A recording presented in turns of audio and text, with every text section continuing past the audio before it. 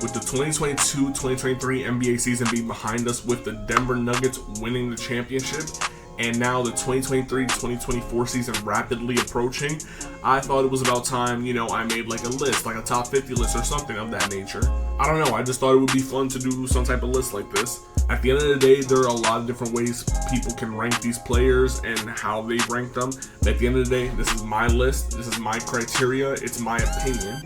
If you got a problem with it, you can leave your comments down below on what y'all think, but if y'all want to be dickheads about it, go make your own fucking list, bitch. Alright, so these are the qualifications I have set for this list. Number 1, no rookies, so no Scoot Henderson, no Victor Wembanyama. They haven't even played NBA games yet, so I'm not putting them in this list. Scoot and Victor could be top 20 players off rip, who knows? But for the sake of this list, they will not be included. Number 2, they had to have played for real. What I mean by this is they can't have just played a little bit of games. They had to play a decent amount of games. I didn't really set a game requirement, but for example, these are guys that I think would have made the top 50 if they had played more games. Cade Cunningham only played 12 games. Zion only 29. LaMelo only 36. Chet missed the entire season. I think he's gonna be a top 50 player, but he hasn't even played yet, so I can't put him in. And 3, last but certainly not least, this list is based off of last season and last playoffs, and as well as like a little bit of a projection going into this season. So a player like Jimmy Butler, for example, who in the regular season was alright, he played like how he normally plays, but in the playoffs took a jump up that might affect his ranking and put him higher than what people would think based on just the regular season. Hey, y'all see my criteria? Let's get into it. Oh, and before we start, here are some honorable mentions. They should be on your screen right now. These are people that are currently rising up and almost made the cut, or guys that were in this top 50 previously but have fallen out of it, whether it's because of age or just they just fell off type shit. So yeah, you see it on your screen. I'm not going to explain this. Make your opinions on what you will. Let's get it. Another thing I want to add is that this list is split up into tiers. I did this because I think there are some players that, even if I think one might be above the other, they're in the same tier. So if, for example, 45 through 50 is one tier. So if the person you have at 50 you think should be at 45, cool, I don't care. They're in the same tier. Everyone in that tier is interchangeable in my opinion. Alright, let's get it. At 50, I have Russell Westbrook. At 49, I have DeAndre Ayton. 48, Tyler Hero. 47, Franz Wagner. 46, Josh Giddey. And 45, Tyrese Maxey. I'm going to try my best to breeze through the bottom half of the top 50, but let's get into it. I think Russell Westbrook has taken a big drop in terms of these lists based off the last few seasons with what happened with the Lakers, especially with the Lakers. But it was like mostly because of a bad fit. I think the Lakers kind of pushed him out of the top 50, and he had a little bit of a resurgence with the Clippers, which kind of put him back in there. But as of right now, he's in the very bottom of my top 50. Who knows, he can go up or he can go down. It can go either way with him. Tyler Hero's a guy who I think I see him like kind of like a spark plug, whether it's a 6-man or just a straight scorer in the starting lineup. He's very similar to Jordan Poole, who I had in my honorable mentions. Like, I think they're very close to each other. The only reason I have Tyler Hero in my top 50 and not Poole is because Tyler Hero was just more consistent. I know more or less what I'm getting from Tyler Hero on a night-by-night basis. Jordan Poole, he could give you 30-something one night and then drop you 7 points on 20% shooting the next night, So it's very inconsistent with him. All right, in the next tier, at 44, I have Evan Mobley. 43, Julius Randle. 42, Jalen Green. 41, Kristaps Porzingis. 40, Klay Thompson. And 39, Karl Anthony Towns. So I think Evan Mobley is someone who I feel like hasn't gotten the most opportunity, seeing as who's on his team in Darius Garland and Donovan Mitchell now. We've seen what the defensive impact he can have. He's probably going to be like a top 5 DPOY candidate this year in my opinion. But I think we also need to see him take a jump in offense, which I think he can do. I don't know how soon it will happen given the offensive weapons on his team, but I do very well think it's possible. Randle is someone who I'm not going to act like I'm the biggest fan of Randle. I think he is inconsistent. 2 years ago, he had that breakout with the Knicks, then sold in the playoffs. The next year had a tragic year, in my opinion. This year, he kind of bounced back to that all-star level, being a consistent guy for the Knicks, even though a lot of people see him as the number 1. To me, he's the number 2. I think Jalen Brunson is the number 1 of that team. And because of that, I think that's why I have him not that high on the list. I think a lot of people do have him higher, but that's just where I have him. Jalen Green is someone I have at 42, but I can see him jumping as high as 30 this season, especially with all the additions the Rockets made. Ime Udoka being a new coach, that team is about to have a culture shift in my opinion. I can see Jalen Green jumping up as high as top 30. And now that you added Fred VanVleet, even though I do think he's overpaid as shit, and you added one of the Thompson twins to be a point guard, I think that takes playmaking pressure away from Jalen Green to where Jalen Green can focus more on scoring, which is what his strong suit is. And I can see him averaging 25 this season, I'm not gonna lie. Kristaps Porzingis is someone, in my opinion, that's also difficult to rank because we see what he can do at his highest highs, but not only does he has times where he struggles due to inconsistency, also his health plays a factor. Like, this season was probably one of his most healthiest seasons in his career, honestly. I think he played like almost 70 games, which for Kristaps Porzingis is a lot. But he's a player where it's like I have to look at him and look at his health and I have to affect that in his ranking because I'm like, I don't know. It's similar to Kawhi, who is later on this list, but he might be lower than people expected due to the similar reason. Also, with Kristaps Porzingis being added to the Celtics, I think offensively he might take a back seat. He'll still do what he does, but I think he's going to be playing more of a defensive role on this team as a pick and popper because you have Tatum and Brown who are going to be the primary scoring options. Porzingis being the third option. I think offensively he's going to take a drop, but defensively his impact is still going to be there. But that's why I put him lower. Klay Thompson is a person that has dropped in these lists in recent memory due to a lot of the injuries he's had, but I think he has made a good bounce back from these injuries. But however, he is not the same Klay Thompson of old. Defensively, nowhere, in my opinion, nowhere near old Klay Thompson. And shooting wise, he still can shoot the ball. He's still a sniper, but I feel like he's not as consistent now. He's become more of a streaky shooter recently to where he can give you 30, 40 points on no dribbles type shit and hitting mad threes, or he could be like 2 for 11 on threes. So I feel like his inconsistency as well as his drop on defense, while due to injury, is a reason I have to push him down on this list. Alright, in the following tier at 38, Pascal Siakam, 37, Lauri Markkanen, 36, Domantas Sabonis, 35, Bradley Beal, and 34, Zach LaVine. Lauri Markkanen is a player who I think took a big jump, who from before this season, I don't think he was even in my top 100 to now being in my top 50, even top 40 really. I think him being on the Utah Jazz, him having a new opportunity to where he's the guy. They are a rebuilding team, but he is the guy for them right now, and he was able to have a resurgence, which I think was good for him. Similar with Lauri Markkanen, Sabonis I think had a resurgence, being on a new team, playing next to Fox, in my opinion, being the second option. But I think he fits so well with that team, the way they play. The Kings have a very warrior style offense. Like, they move a lot off ball, they move the ball a lot, while having a guy to push the pace in De'Aaron Fox and control the offense. And then having Sabonis down low to slow everything down. I think that's really good for him as well as that team. Alright, in the next tier at 33, I have Mikal Bridges, 32, DeMar DeRozan, 31, Jaren Jackson Jr., 30, Paolo Banchero, 29, Bam Adebayo, and 28, Tyrese Halliburton. I'm not gonna lie, Mikal Bridges came out of nowhere in my opinion. I always thought he was a good role player, one of the best 3-and-D guys we had in the league. But after he got traded to the Nets, I did not expect him to take the jump that he did to become the guy for that team. Now, I was skeptical at first. I don't know how long I think this can last, but after seeing it for the rest of the time with him on the Nets, as well as him in the playoffs, I think this is who Mikal Bridges is now. I don't think this is a fluke. Do I think he's going to continue to rise? Maybe, but I don't see a world where he leads the Nets next season to a top playoff seed. You know what I mean? Paolo is another guy who I think in his rookie year had an amazing rookie year. I didn't expect him to be this good this early.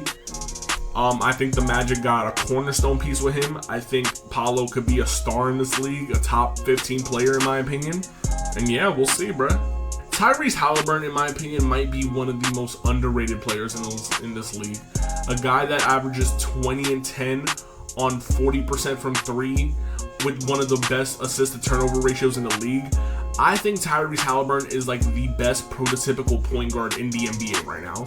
Even with that atrocious ass jump shot, it still works for him. Like, I don't know how he shoots above 40% from 3, but it does. I think with the additions the Pacers made this offseason, them having another year with Rick Carlisle as their coach, adding Bruce Brown in the offseason, and also getting Jarris Walker in the draft, who I think fits perfectly with this team, I think the Pacers are going to be one of the most fun teams to watch.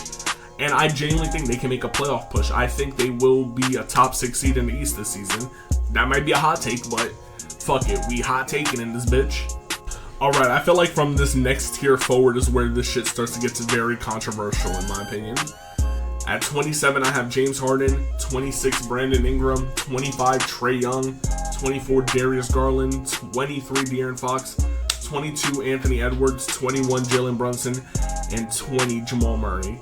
I think this is the biggest tier in this entire list because I think all of these guys are very close to one another. Like, I think they're all interchangeable for the most part. James Harden has definitely had a drop off compared to previous years. I think he's not Houston James Harden anymore, dropping 36. I don't even think he's Nets James Harden, averaging a 25-point triple-double on good efficiency. However, even with these drop-offs, him being a 20, 10, and 10 guy for this team, I think is good for him. Now, as of right now, I don't know what's going to happen with Harden in terms of team-wise. I don't know if he's going to get traded, if he's going to stay with the Sixers because of the whole situation going on with him, Daryl Morey, the Sixers. So that's up in the air. But I'm doing this with the assumption he's going to stay on the Sixers and he's going to continue to produce the way he's been producing. I think that he can help lead the Sixers to a top seed in the East again.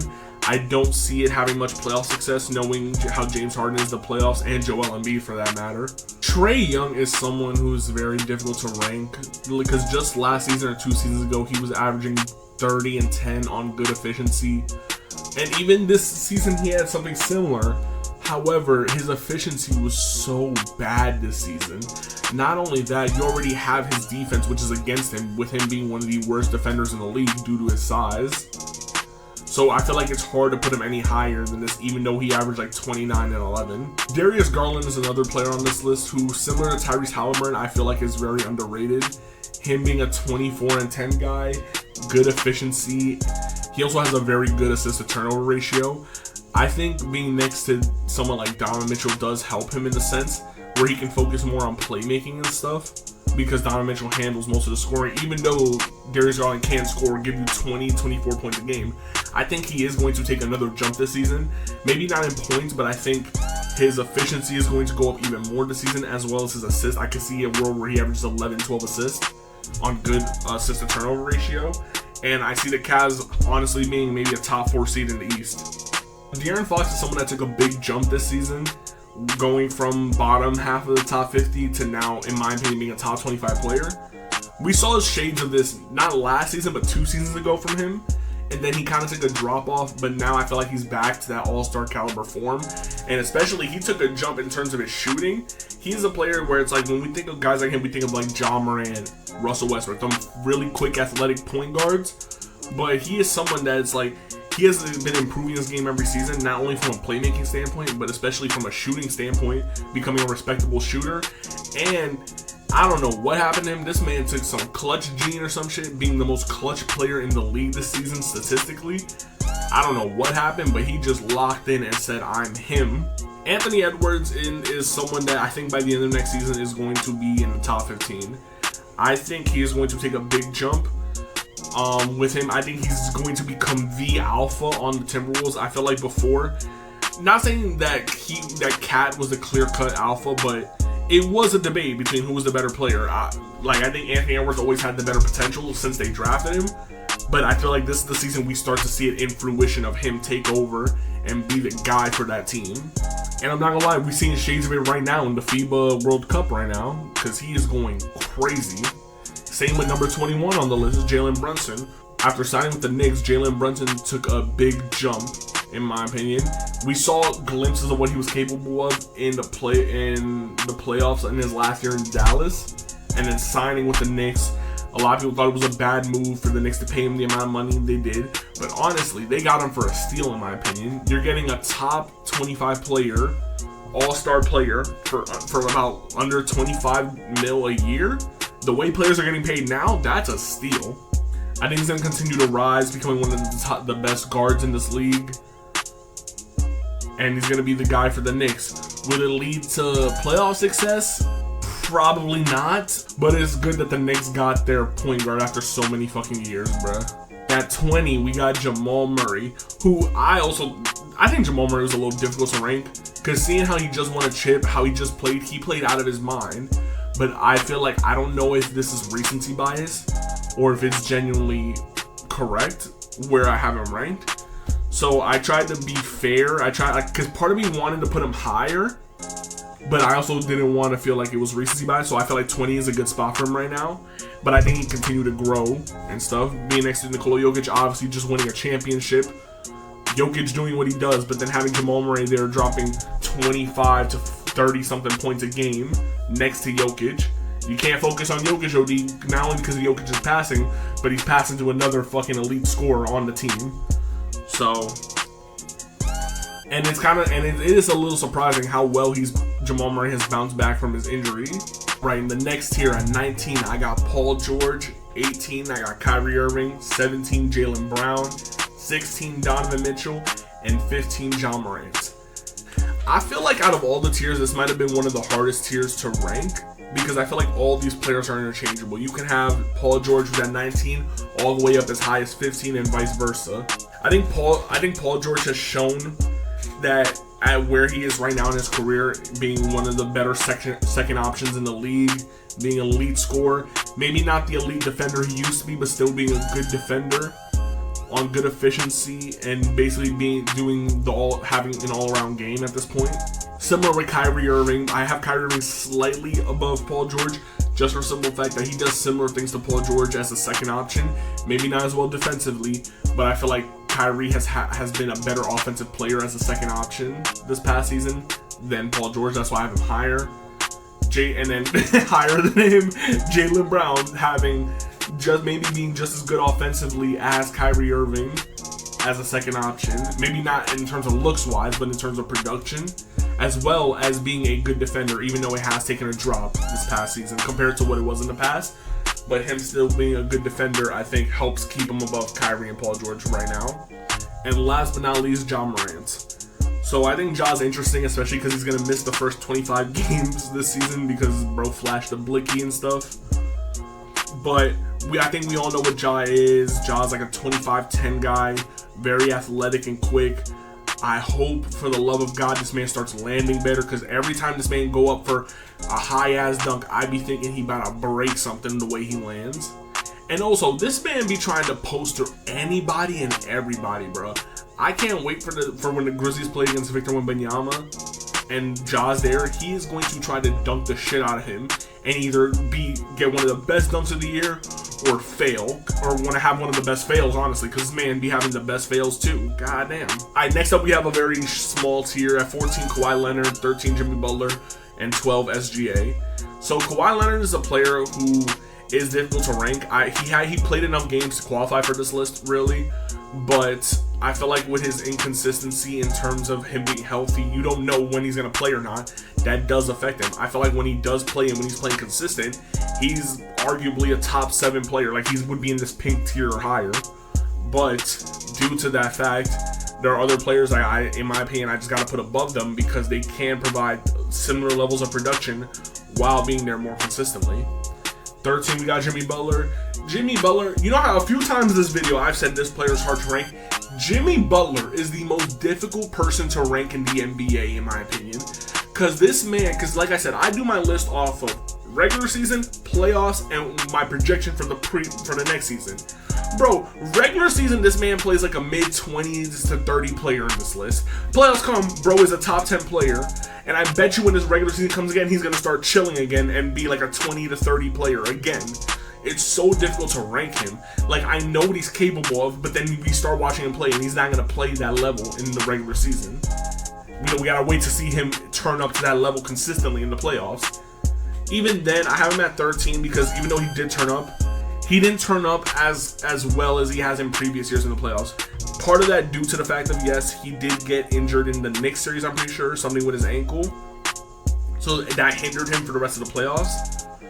But I think this is a good spot to put him. Like, I did my best to try not to put him too high and gas him, but also not to underrate him, because we all know what he is capable of. And I know because he be doing it to my fucking Celtics. I'm fucking pissed, bruh. Fuck Jimmy Butler. Not really, but fuck him. And at 12, SGA, who had a breakout season, averaging over 30 this season. That shit came out of nowhere.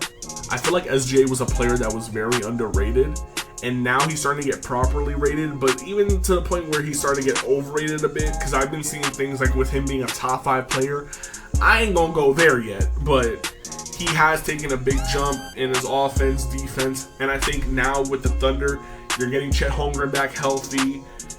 You're going to have a full year with your team and stuff. So I think they can make the playoffs. Maybe through the play-in, or maybe they just straight up make the playoffs. I think the OKC Thunder, if they stay healthy, will be in the playoffs this year. All right, this next tier, the third tier to the top. At 11, I got Anthony Davis. 10, I got Devin Booker. 9, Damian Lillard. And 8, Joel Embiid. I'm going to start with Anthony Davis because my boy beat the day-to-day Davis allegations. I think previously with him having his injury history, similar to Kawhi Leonard, we know what he's capable of, but because of all his injuries, it's hard to put him higher on these lists. But I think this past season, he kind of had a resurgence. Offensively, I don't know what happened to where, since the bubble, he cannot shoot to save his life, but we know what a beast he is in the paint, and defensively, oh my god, especially in the playoffs, I think this was like the best defensive Anthony Davis we have seen since the bubble, and bubble AD was a top 5 player. So I think this is a fair place to put him, but I feel like he can go higher this season. I'm saying that with a little hesitation because I don't really know 100% sure, but it is possible. At 10, I got Devin Booker. Devin Booker has just been improving every year, becoming like one of the best scorers in the league. We saw what he does in regular season, he's like a 26, 27, and like 6-6 guy. But especially what we saw in this past playoffs, where, I mean, granted, a lot of attention was taken off him due to the fact of him having Kevin Durant on his team, but the stuff he was able to do, the shots he was hitting was just unreal. Man was hitting the most contested, 100% contested in 2K shots I've ever seen. And you couldn't stop this man. At 9, we got Dame. We know what Dame is capable of. A little bit of a down season. It's kind of difficult to rank Dame right now because I don't know what's going to happen with Dame. I don't know if he's going to stay on the Blazers, if he's going to get traded. Who fucking knows? But we already know Dame, one of the best point guards in the league, one of the best shooters in the league. He's been that every season for the last, I don't even know how many seasons, and I think that's going to continue this season. Unless he chooses to sit out with the Blazers or play bad on purpose. We will see. At 8, I got Embiid, the MVP. I think this might be like a surprise for a lot of people. I see a lot of people be having him in like in the 7-6 category or even in the top 5. I don't have him that high for the simple fact that, one, his play style, in my opinion, like, he gets the job done. But I think him being a free throw merchant, which he really is, I think that hurts him. Because then when the playoffs come around, he doesn't get those same calls. We see the drop he has in the playoffs. Like, I think I saw some stat like during the playoffs that Embiid had the biggest drop off in terms of production from a star from the regular season to playoffs ever, which is crazy. I know there are like other players that people be saying are playoff chokers, but we got to start putting Embiid in that list because it's always like he's not healthy. But they say the excuse is always, oh, he wasn't healthy. Bitch, he's never healthy in the playoffs. At some point, we got to start putting that into a factor, bro. If he drops for like 5 years in a row and all 5 years is because of some injury, I gotta start rating it that way, bro. Like, he gets injured in the playoffs. It's sad. Like, we wish it didn't happen, but it's been that way every fucking year. This next tier I think is gonna be the most controversial one. At 7, got LeBron James. At 6, I got Jason Tatum. 5, Stephen Curry. 4, Kevin Durant. And 3, Luka Doncic. Okay, LeBron fans, wait, before you kill me in the comments, let me explain.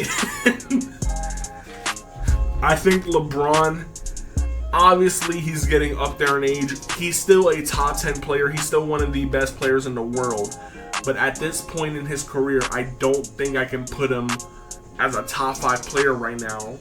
Just because the players above him offensively can give the same level of production. Maybe not playmaking wise, but offensively can still give the same level of production while being better on the defensive end in some way, shape, or form. And this isn't a disrespect to LeBron James. This isn't me disrespecting him or underrating him. This is just what he is now. And being a top 7 player is not bad. It's not like I'm calling him ass, bro.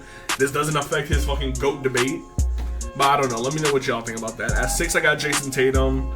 Jason Tatum is emerging as one of the best players in this league. I think by the end of the season, he will be a top 5 player. Because I think he's going to take another jump. There are 2 players above him who are getting older that at some point, maybe not this year, but at some point soon, they're going to start to drop off. Similar to how LeBron is with him getting older. Jason Tatum being one of the best scorers in the league and also being an elite 2-way player, I think is what helps put him in this list. And before anyone says shit about the playoffs, I don't want to hear shit. The same niggas that be talking about Tatum can't be top 10 because he drops in the playoffs is the same niggas that haven't beat top 5. Get the fuck out of here. Tatum better than Embiid. I don't give a fuck.